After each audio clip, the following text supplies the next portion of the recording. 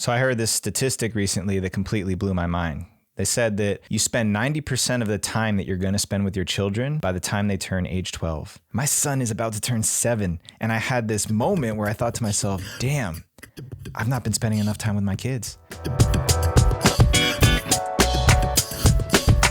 And I know that every father out there, somewhere in the back of your head, you're thinking, am I spending enough quality time with my children? Whether you've got 1, 2, 10, however many kids you have, I know every single dad is out there thinking this because I talk to a lot of dads. And even if you're not a father yet, this idea of purpose and presence and trying to balance the two is something that I know every single one of us men, we grapple with. Because the past 6 years of my life, since my son has been born, I've been building a business, working enough to make sure that I can provide for my family. I've been developing relationships in my community. I've been advancing in my own spiritual path. There's no end to the list and things that I've been doing to continue to grow as a man and to pursue my mission as the man I see myself to be. And one area of my life where I come back to and I look at myself in the mirror and I think, am I doing the best that I can? Am I giving everything that I can in this category? It comes down to presence.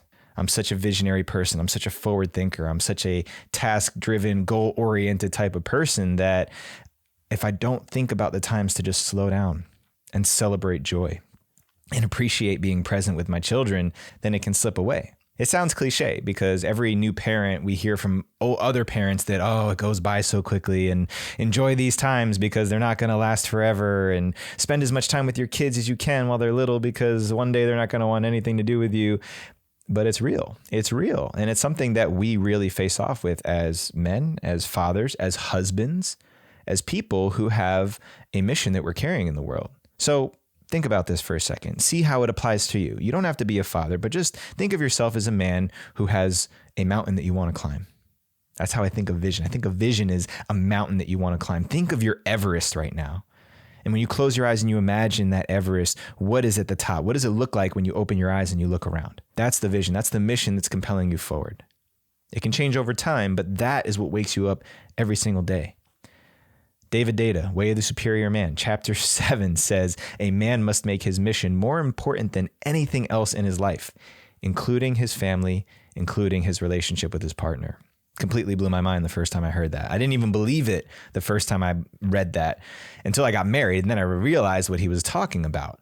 We have to prioritize our purpose and our mission. Otherwise, everything else in life that wants our attention and demands our presence is going to try and take that away. Not in a malicious way, but our children, they want our attention. They want our love. They want to spend time with us. My wife, she wants to spend more time with me. My friends would love to see me more often. And so if I don't carve out space and time for my mission and my purpose, everything else in my life is going to occupy that space. So maybe you're a man on that side of the spectrum where purpose is out of balance.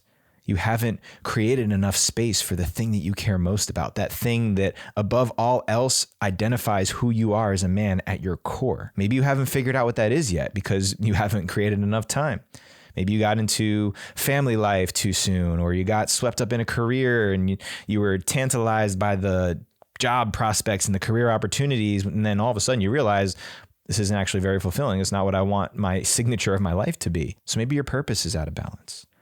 Or maybe you're more like me, and lately your life has been out of balance when it comes to presence, putting so much time and energy and effort to build the vision, to work towards the mission, the goal, the finish line that you see in your mind, the mountaintop that's off in the distance, that you forgot to look down and enjoy each step along the way, to sit down and appreciate the view around you.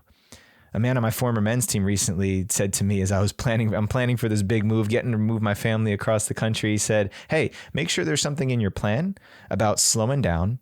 In fact, stopping to take in the view. He meant it literally, like when you're driving and you're moving across the country, just pull over to the side of the road and take in the view as you're traveling. But metaphorically, he meant taking time to appreciate the journey as you go. If there's one thing I've learned in this past year, it's that life really is impermanent and delicate and fragile, and that it can go in any moment. And I know very clearly for myself right now that I don't want to leave anything on the table when it comes to my family and my kids. I feel like in some ways I've already compromised some of that. I've already given some of that away, and I don't have any regrets. I don't really want to go back and do over the past 6 years of my life. But from right now, this point forward, I want to take everything that I've learned and put all of my energy and my love and my time with my children when I create time with my kids and my wife, and really appreciate it. Not be stuck in this place where my purpose is calling me out of my presence. And I know you guys out there, you dads who are on a mission, you men who are in partnership, and you're sitting down with your wife, having a beautiful dinner, and all you can hear is the mission, the vision, the purpose. It's like screaming at you in the background of your head, and you're trying to smile and be present. I know what that feels like. It's a very visceral thing that we can all relate to, and it requires discipline and this constantly coming back to this moment of balance.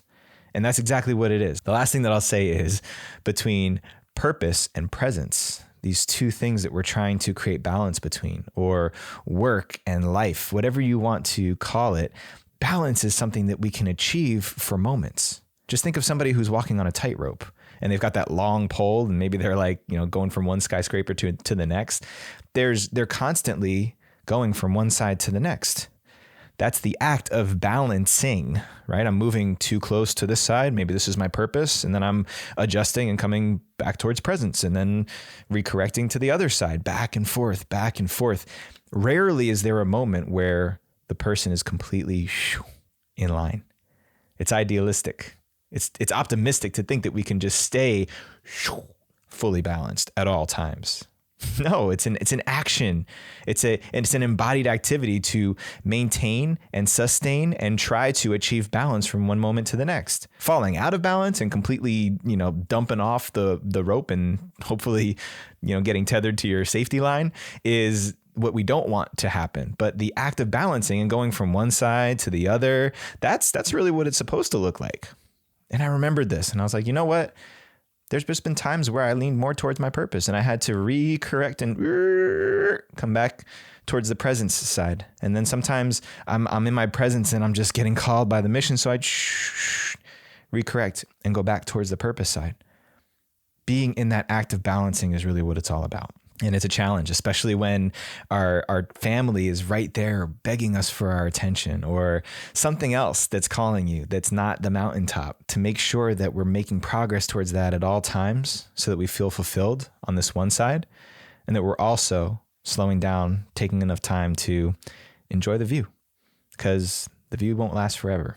So if this message rocked your core, make sure you drop it in the comments, leave us a message, send it to us so we know how this content is hitting you, and make sure you tune in next week for another Monday morning meditation.